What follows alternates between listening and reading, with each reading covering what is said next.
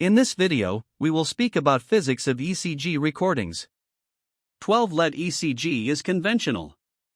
Using 10 electrodes, 12 leads are recorded.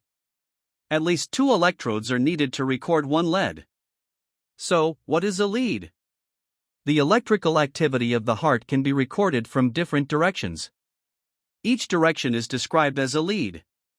The lead represents the electrical potential difference between 2 electrodes attached to the body surface. Such a pair of electrodes forms a dipole consisting of positive and negative poles. 6 leads are recorded using only 4 electrodes attached to each limb. These are limb leads. They represent the electrical activity of the heart in a vertical plane. These leads are called 1, 2, 3, AVR, AVL, AVF. Sometimes leads AVR, AVL, AVF are also called augmented. Often in the designation of the last 3 leads, letter is omitted. Precordial, also called chest, leads require both chest electrodes and limb electrodes. They represent electrical activity of the heart in a horizontal plane. Inaccurate electrode placement may significantly influence on ECG patterns and lead to inappropriate patient's management. Precordial leads are called in accordance to the nomenclature of chest electrodes, V1, V2, V3, V4, V5, V6. Neutral electrode placed is also called electrical earth or point zero, to which the electrical current is measured. Leads 1, 2 and 3 are recorded as electrical potential difference between 2 limb electrodes as a positive and negative pole.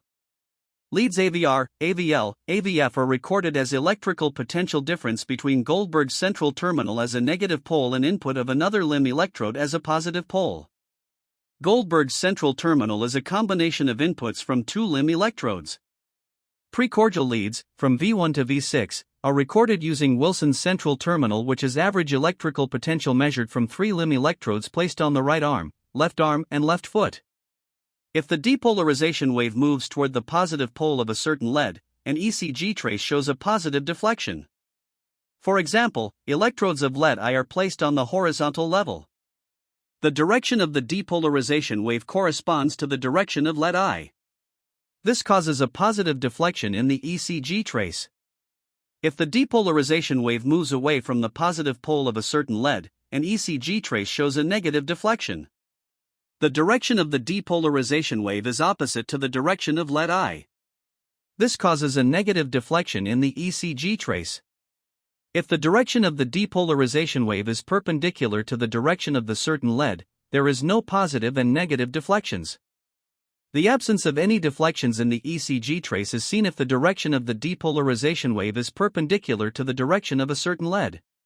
In real conditions, the direction of the depolarization wave is not constant.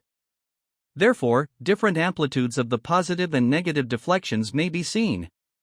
A conventional ECG records an electrical activity of the heart from the different directions. They are defined in terms of the angle relative to the horizontal line. Precordial, chest, leads represent an electrical activity of the heart in the horizontal plane. The approximate angles of the leads in relation to the right to left line are shown.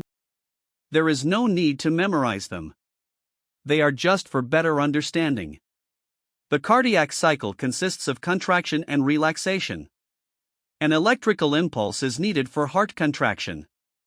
The electrical impulse causes depolarization of the cardiomyocytes.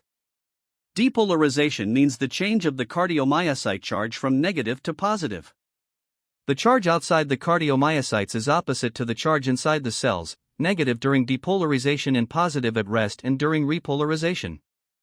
Repolarization means a return of the positive charge of cardiomyocyte to the negative one that is observed at rest.